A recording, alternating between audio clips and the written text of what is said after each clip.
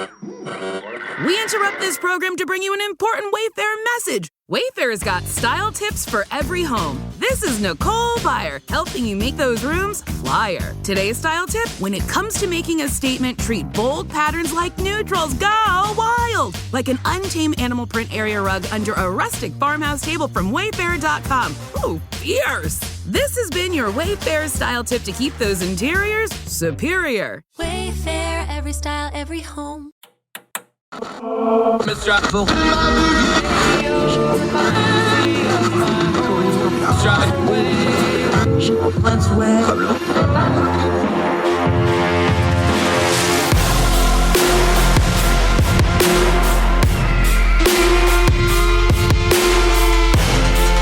your host, Andrew Donaldson. This is Heard Tell. So you might have heard tell that there's been some debate about AI and college and education in general. I want to talk about this for a second, and I just got done doing TV, if you're wondering why I'm dressed up. But just real quick, because this really stuck in my craw when I read this. New York Magazine had a piece out, I'll link to it in the notes, about this guy who basically went to an Ivy League college and claims that he did all the work through AI, ChatGPT, this sort of thing, because he found it boring and didn't want to do any of it. And then the bumper quote was, well, why do you bother getting into a Ivy League institution if you're not going to do any of the work and actually do any of the learning? And he said, well, that's where you meet your co-founders and find a wife. Okay, let's back up for a second. I first really started paying attention to AI as a problem. I have a very good friend of mine that I knew from sixth grade all the way through school. We grew up together, played basketball together, very good friend of mine. He lives in Costa Rica now, and he teaches English.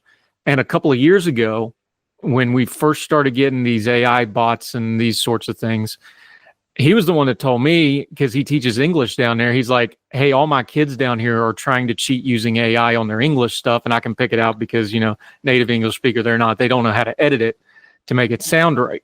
And this was several years ago, and this is in Costa Rica. You know, not the beach part. He lives up in the jungle part. So if he's having that trouble, I'm sure it's epidemic. Now, the other thing that happened with some of this is COVID. And I saw this with my own children. When they shut down the schools, we told a whole generation what we thought about their education. And we told them that secondary education is about a jobs program and a daycare. And if you learn something on the side, that's great too, but that's secondary to all that. That's what we told them through our actions. And they believed us. I know my own youngest child went from a straight A student to barely passing and looked me dead in the eye and said, well, I saw the news thing. They're not allowed to fail us anyway, so why should I bother doing the work? Now, that's an integrity problem we had to deal with, but technically correct. They passed a law that or a statute, I guess I should say, that they couldn't give any kid any less than a 50 no matter what because of COVID, because they got to keep the numbers up, keep the funding up. Education is always going to have this problem.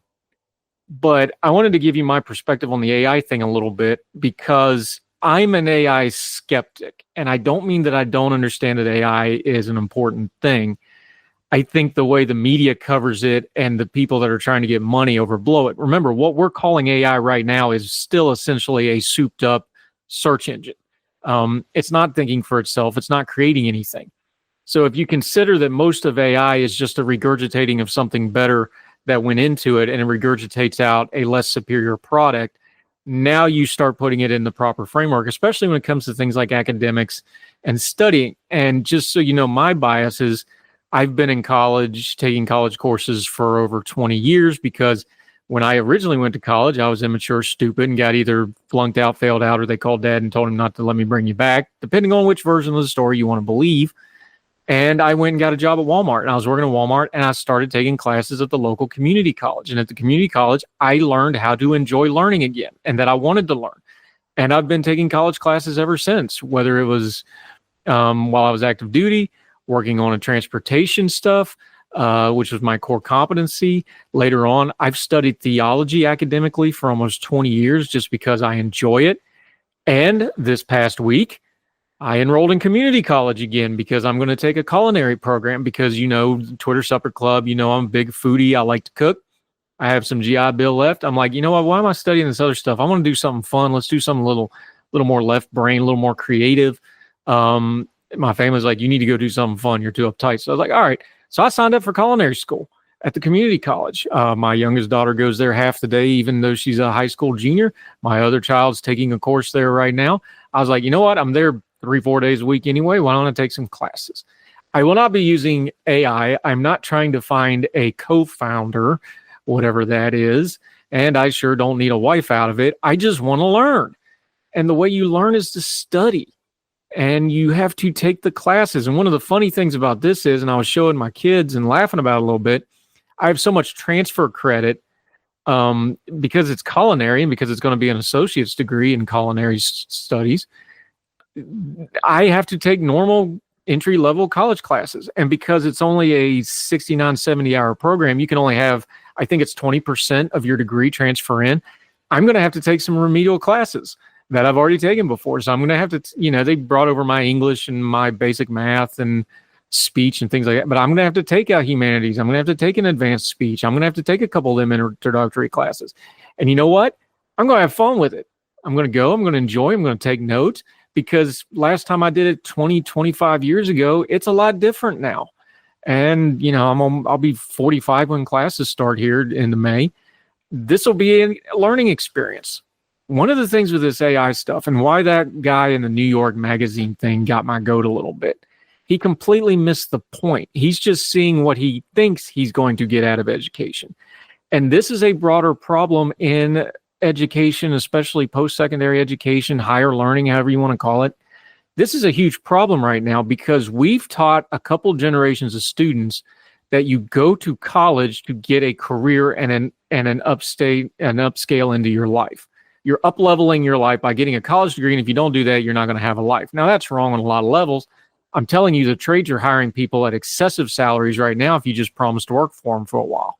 You want really good money right now? Go be a plumber or an electrician.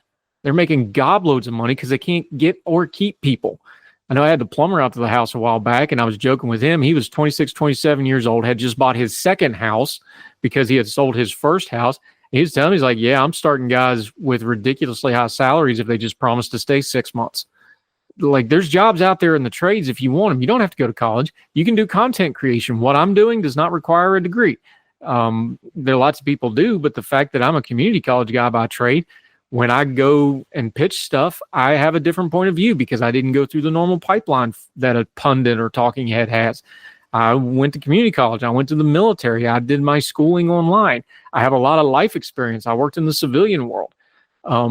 You need to find your own path. I've told my own children this. I was like, you're going to have to find your own paths.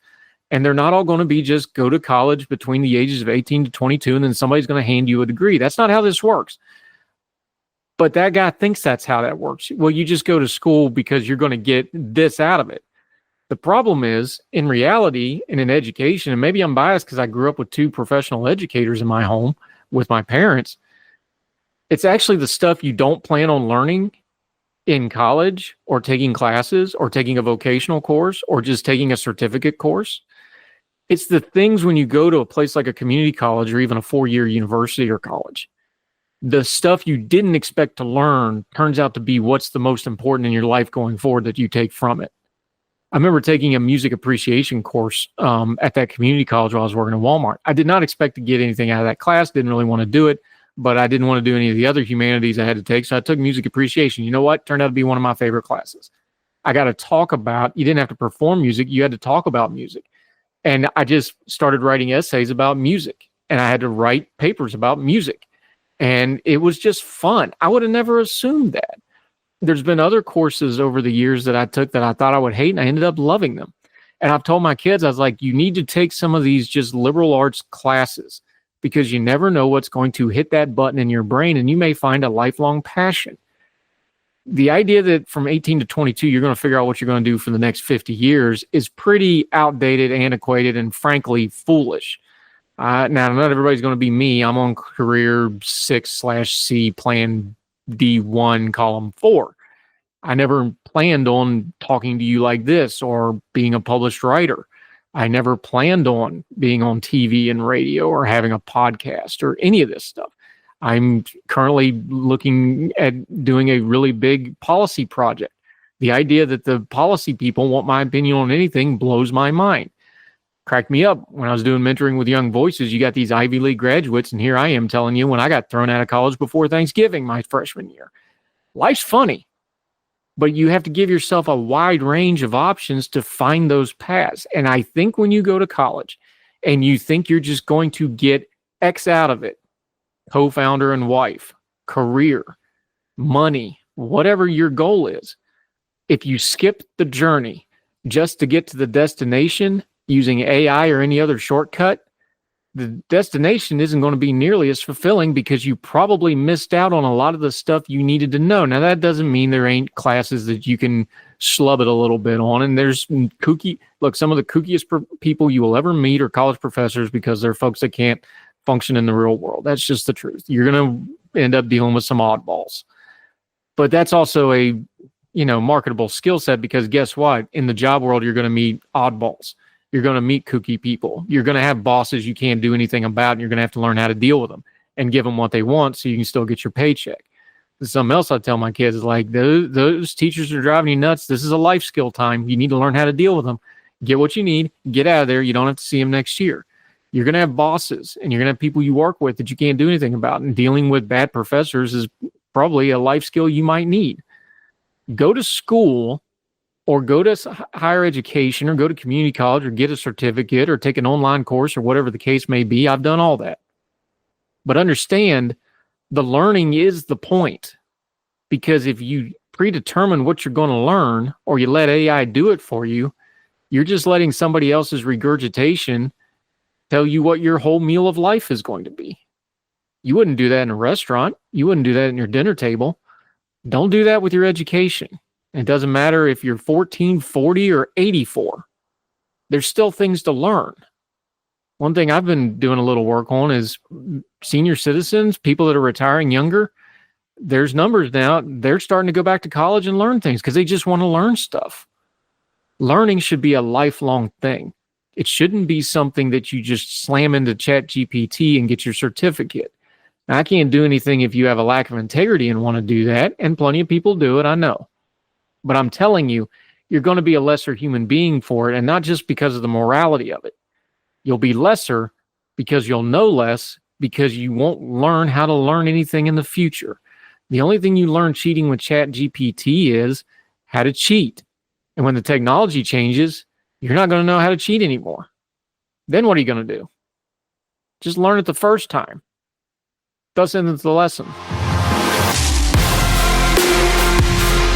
All the music on Heard Tell is provided under a Creative Content license from monstercat.com. Somos la máquina.